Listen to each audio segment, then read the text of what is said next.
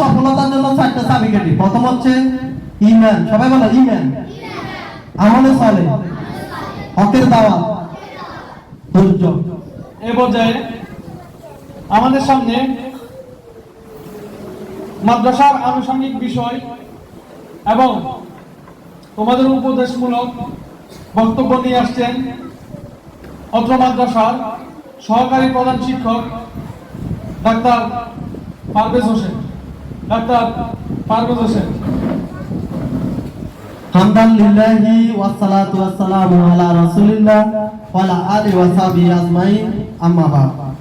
উপস্থিত মারকাজুল হিদায়াহ মাদ্রাসার সম্মানিত শিক্ষক, পরিচালক, উপস্থিত আমার স্নেহের ছাত্রছাত্রীবৃন্দ, আমি সকলকে স্বাগত জানাই ইসলামিক সম্ভাষণে। আসসালামু আলাইকুম ওয়া রাহমাতুল্লাহি ওয়া বারাকাতুহু। May His mercy and blessings of Allah subhanahu wa ta'ala be on all of you. তোমাদের উপর আল্লাহ তাআলা দয়া, শান্তি এবং রহমত বর্ষিত হোক। সালাম তো দোয়া, সালামটা কি? দোয়া। আর তোমরা সালাম দিতে কিপটামি করা এবং নিতেও কিপটামি করা, এটা কিন্তু করা যাবে না। মানুষের জন্য দোয়া করবে, দোয়া অন্যের জন্য কবুল হয়। হাদিসে আছে দোয়া অন্যের জন্য কবুল হয়। যাই হোক, আমরা মারকাজুল হিদায়াহ মাদ্রাসাতে আসছি সফলতার জন্য। কিসের জন্য? এভরিওয়ান সাউন্ড করো, কিসের জন্য আসছি? সফলতার জন্য। সফলতাটা কেমন? দুনিয়া এবং আখিরাতের সফলতা। আল্লাহ বলছেন আমাদের দুনিয়াতে এবং আখিরাতে দুই জায়গায় সফলতা আমাদের কামনা করার জন্য বলছে। তাহলে আমরা মারকাজুল হিদায়াতে আসছি কেন? কিসের জন্য আসছি? সফলতার জন্য। সফলতাটা হচ্ছে দুনিয়া এবং আখিরাতে সফলতা। এখন সফল হতে হলে আমাদের কি করতে হবে? ফার্স্ট অফ অল সফল হতে হলে আমাদের কি করতে হবে? এটা কোরআনে বলা আছে। সূরা আসর, নাম শুনছো নাকি? শুনছো? সূরা আসরে কিন্তু বলা হয়েছে সফলতার 4টা চাবিকাঠি। কয়টা চাবিকাঠি? কয়টা চাবিকাঠি? 4টা। সফলতার চাবিকাঠি কয়টা? 4টা। প্রথম হচ্ছে পিউরিটি অফ ফেথ, ঈমান। পিউরিটি অফ ফেথ, ঈমান। প্রথমে আমাদের ঈমানটাকে বিশুদ্ধ করতে হবে। কি করতে হবে? ঈমানটাকে বিশুদ্ধ করতে হবে। আমরা কি মাদ্রাসায় ঈমান শিক্ষা দিই? দেখি না? সাউন্ড আসতেছে না, ছেলেরা মেয়েরা কারো সাউন্ড আসতেছে না। তাহলে সফলতার মূল চাবিকাঠি হচ্ছে প্রথমত ঈমান। প্রথমত কি? ঈমান। আমরা কি মাদ্রাসায় ঈমান শিক্ষা দিই? আচ্ছা। দ্বিতীয়, সফলতার দ্বিতীয় চাবিকাঠি হচ্ছে আমলে সালেহ। আমলে সালেহ হচ্ছে ভালো কাজ করা। কি করা? ভালো কাজ করা। এখন ভালো কাজ কি? আল্লাহ যেগুলো আদেশ করছে এগুলো করাই হচ্ছে ভালো কাজ। আল্লাহ যেগুলো নিষেধ করছে এগুলো না করাই হচ্ছে ভালো কাজ। বুঝতে পারছো কি না? তাহলে আমলে সালেহ বলতে এখানে অনেক কিছু চলে আসতেছে। এখানে ইবাদত, বন্দেগী, আল্লাহর আদেশ নিষেধ সবকিছু আমলে সালেহের মধ্যে চলে আসতেছে। তাহলে সফলতার প্রথম চাবিকাঠি হচ্ছে ঈমান। প্রথম কি? ঈমান আনলে হবে না, আমাদের আমলে সালেহ করতে হবে। নামাজ পড়তে হবে, রোজা রাখতে হবে, হজ করতে হবে, মানুষকে সাহায্য করতে হবে। ঠিক আছে কি না? তাহলে প্রথম হচ্ছে ঈমান। সবাই বলো প্রথমত ঈমান। দ্বিতীয়ত হচ্ছে আমলে সালেহ, ভালো কাজ। দ্বিতীয়ত হচ্ছে আমলে সালেহ। এখন দেখো, তুমি ঈমান আনছো এবং ভালো কাজ করছো, তারপরও তুমি সফলতার 2টা শর্ত পূরণ করছো। আরো 2টা শর্ত পূরণ না করলে তুমি জান্নাতে প্রবেশ করতে পারবে না। আরেকটা সফলতার আরেকটা শর্ত হচ্ছে গিয়ে তোমাকে দাওয়াত দিতে হবে, হকের দাওয়াত। কিসের দাওয়াত? হকের দাওয়াত। যখন তুমি একটা ভালো কিছু জানো, এটা তুমি অন্যকে জানাতে হবে। ধরো আমি কিছু একটা জানি, তোমাদেরকে না জানালে আমি কিন্তু কোরআনের নিয়ম অনুযায়ী আমি একটা শর্ত ভঙ্গ করছি। বুঝতে পারছো কি না?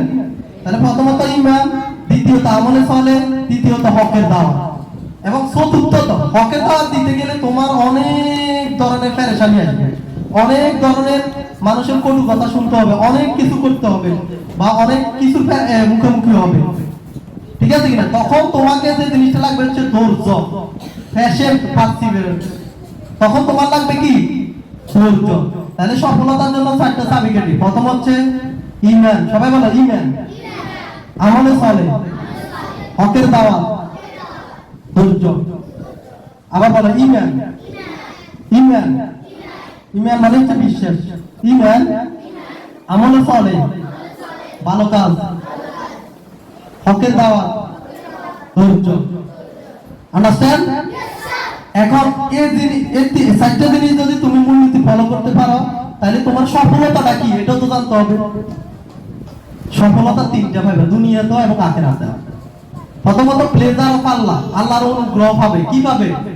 আল্লাহর এই চারটা সত্য মেনে চললে তুমি আল্লাহর অনুগ্রহ পাবে। Pleasure of Allah, pleasure of Allah, আল্লাহর অনুগ্রহ। দ্বিতীয়ত তুমি পাবে পিস, শান্তি। দ্বিতীয়ত কি পাবে? কথা বলে না কেন? দ্বিতীয়ত কি পাবে? তৃতীয়ত পাবে হচ্ছে প্যারাডাইস। প্যারাডাইস মানে হচ্ছে জান্নাত। তৃতীয়ত কি পাবে? জান্নাত। তাহলে তুমি চারটা জিনিস ফলো করলে তিনটা জিনিস পাবে। চারটা জিনিস ফলো করলে কয়টা জিনিস পাবে? তিনটা জিনিস। দুইটা হচ্ছে দুনিয়া আখিরাতে এবং তিনটা হচ্ছে দুনিয়াতে। অর্থাৎ তিনটা আখিরাতে পাবে এবং দুইটা দুনিয়াতে পাবে। জান্নাত তো দুনিয়াতে পাবে না, পাবে না। তবে আল্লাহর অনুগ্রহ দুনিয়াতে পাবে এবং শান্তি দুনিয়াতে পাবে। আর জান্নাতে তিনটা পাবে, আল্লাহর অনুগ্রহ, শান্তি এবং জান্নাত। আন্ডারস্ট্যান্ড? ওকে। তাহলে আমাদের চারটা সত্য মেনে চললে তিনটা জিনিস পাবে। আমি আবার বলতেছি, পিউরিটি অফ ফেথ, ঈমান। দ্বিতীয় হচ্ছে পাইরিটি, এটা হচ্ছে আমলের সল। তৃতীয় হচ্ছে প্রোপাগেশন, হকের দাওয়াত। চতুর্থ হচ্ছে প্যাশন্স, মানে হচ্ছে ধৈর্য। আর তিনটা জিনিস পাবে হচ্ছে প্লেজার অফ আল্লাহ, পিস, শান্তি, প্যারাডাইস, জান্নাত। আন্ডারস্ট্যান্ড? ওকে। যাই হোক, এটা হচ্ছে তোমাদের প্রতি আমার একটা নসিহত যে তোমরা চারটা সত্য মেনে চলবা, ইনশাআল্লাহ জীবনে দুনিয়া এবং আখিরাতে সফল হবা। যাই হোক, আমি এতক্ষণ যাই বলছি তোমাদেরকে নসিহতমূলক এবং মানুষের অভ্যন্তরীণ বিষয়, তোমরা ইনশাআল্লাহ এগুলো আমলে নিবে এবং ভবিষ্যতে তোমাদের জীবনে এগুলো প্রয়োগ করবা। এই বলে আমি আমার বক্তব্য এখানে শেষ করছি। ওয়া আখির দাওয়ানা আলহামদুলিল্লাহি রাব্বিল আলামিন।